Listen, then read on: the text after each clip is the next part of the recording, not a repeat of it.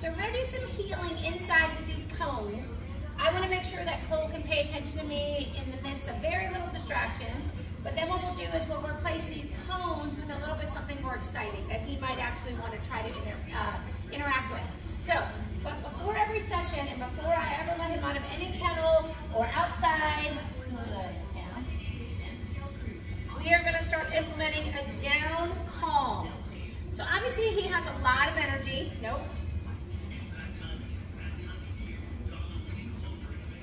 So what I'm trying to do is teach him that before we do anything, he has to calm down and lay on his belly.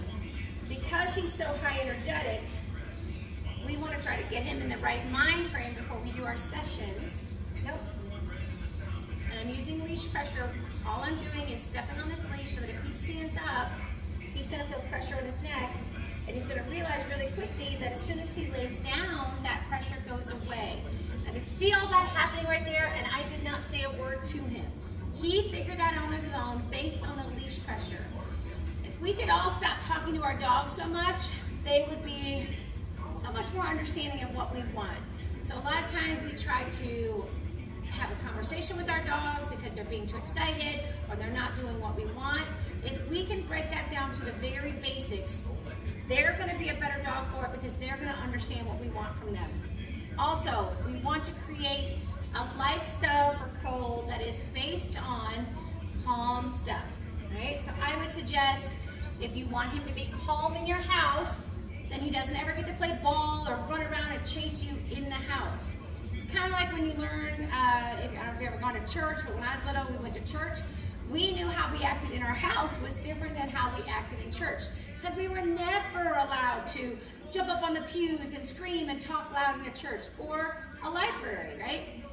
Different buildings have a different association with how our actions should be. That's why it's very important that Cole understands in the house, you're calm.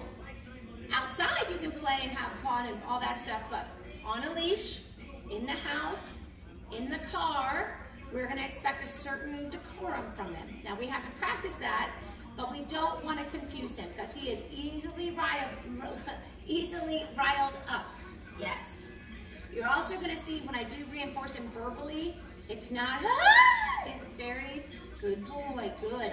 I need to match my energy to the energy I want him to have, especially in the beginning when he's learning how to live in our environment and the way our social, our social cues are. We want a dog that we can walk through a farmer's market or go to the feed store to give them a bath and have them walk nicely with us. If we don't teach them how to do that in a low distraction area, they're never going to be able to do it in a high distraction area. So I did switch to the martingale leash. Good. I did switch to the martingale leash just to go ahead and practice inside. We can discuss what tool I think is best for him. I'm not sure if we ever talked about prong collars. I'd like to try to just use the martingale and then the leash that you guys bought from the feed store and see if we can get him to understand.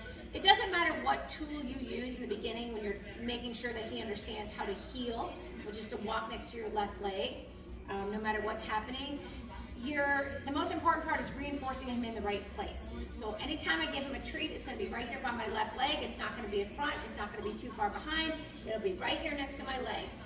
If he goes in front of me to get the treat, I take it away until he's right back here on the side.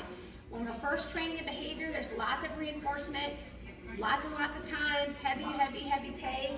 But as he gets better, then we phase off the reinforcement and we randomize it more.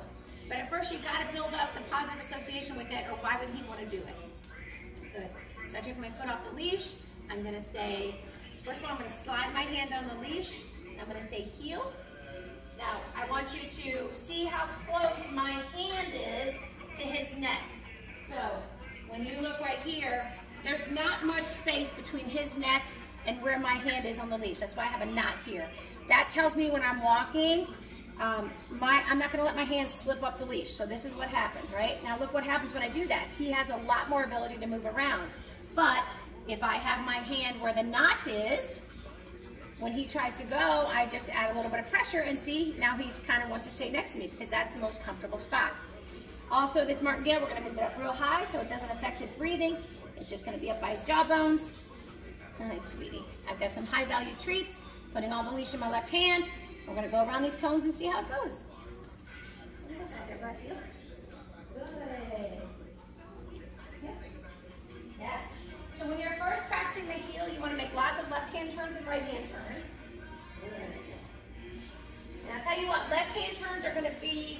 your biggest helper when he's getting ahead of you. Because if I walk into him, he's going to be more likely to pay attention. Nice, honey. Good. Yes. Oops. Careful. That'll come later. I dropped the food and he went and got it, which is fine for right now. Now as he gets better, I may throw some food on the ground and teach him to heel. Because remember, heel means walk to my left side no matter what's happening. Heel. Good. Good. Okay, ready? Yes, really good. I don't know if you guys have been working on this, but he's doing really good at it. Yes. I want you to notice too also how loose my leash is when he is next to me. See, it's got no tension unless he goes to go farther away from me. If he's not next to my left leg, then I'm going to add the pressure. Good. Yeah. Good. So I'm going to go over here and come right towards you. Look at my leash. Loose, right? When I go to reinforce him, it should stay loose. I don't want to pull up and reinforce him. Because if I say, whoa, slow down, I'm going to give you a treat, and then I give him a treat, well, now I'm telling him, no, something's wrong, but yes, here's a treat. So make sure you've got that nice little U. Yep. Good. Yes.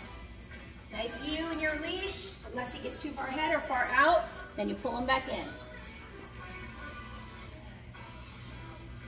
Good boy. Also notice my left hand, it's nice and straight. Right? I'm not like this. I'm not tensing up. I'm not holding onto that leash. That's not what I want. I want it to be nice and relaxed. Yep. Good. Very nice, kid. Good. Sit. When you come to a stop, you should come to a sit, and it should be right next to you, not in front. So if for some reason I stopped and he came in front of me to sit, I would readjust him to the side of me. Good job. Nope. So see how he's kind of scooting in front? I would just do this. Sit. Right there. So that way, let's say somebody comes up with their dog or I'm trying to have a conversation with someone, I'm going to position myself slightly ahead of him. Couple reasons. Number one, I want to be an advocate for him and say, hey, keep your dog back or you stay back. He's not getting pet right now. Or if he tries to go forward, I can cut off his momentum with my body. All right?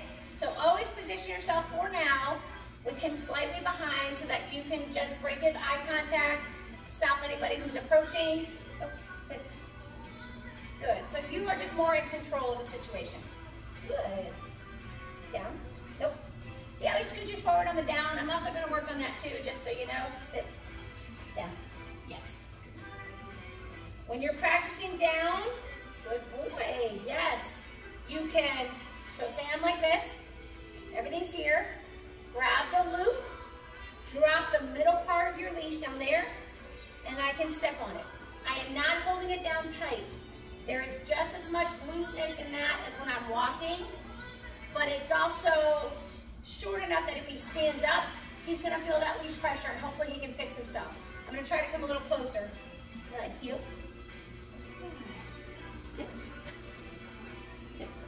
Yes, down. Good. So I have everything here. Grab the loop on the end, drop the middle part of the leash, step on that there. But you see it's got a little bit of looseness in there so he doesn't, I'm not holding him down, we're not tethering him down, good boy. But if he were to stand up, he'd feel the tension. Good, yes. Now if he were to stand up, I'm kind of waiting to see if he messes up, but he's not. Oh, so he did, no, down. See that tension on his neck?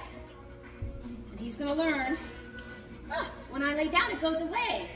That's what we want him to figure out. So I could stand here and have a conversation with somebody and never even have to talk to my dog because I have the leash and I'm letting it do all the communication for me. That was excellent, buddy. Okay, good job.